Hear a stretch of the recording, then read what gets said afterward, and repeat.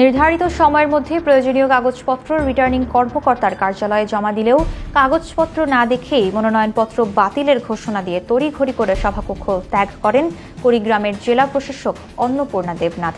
এমন অভিযোগ করেছেন কুড়িগ্রাম ৩ আসনের জামায়াত ইসলামের মনোনীত প্রার্থী ব্যারিস্টার মাহবুবুল আলম সালেহী।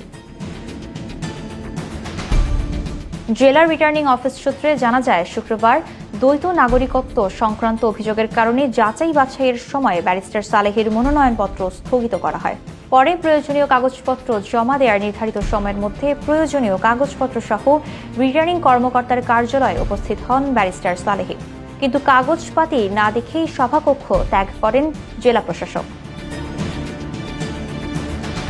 মনোনয়ন বাতিলের পর ব্যারিস্টার সালেহী সাংবাদিকদের বলেন, রোববার দুপুরে জেলা প্রশাসক আমাকে কাগজপত্র নিয়ে ডেকেছিলেন, কিন্তু সেগুলো উপস্থাপনের যথাযথ সুযোগ না দিয়েই মন গড়াভাবে আমার মনোনয়নপত্র বাতিল করেন। এটি চাপ প্রয়োগ কিংবা কোনো বিশেষ এজেন্ডা বাস্তবায়নের অংশ বলেই মনে হচ্ছে।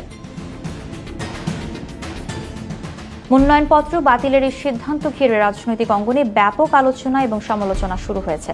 এ বিষয়ে জেলা প্রশাসক এবং রিটার্নিং কর্মকর্তা অন্নপূর্ণা দেবনাথের সঙ্গে যোগাযোগের চেষ্টা করা হলেও তার মোবাইল ফোন বন্ধ পাওয়া যায়।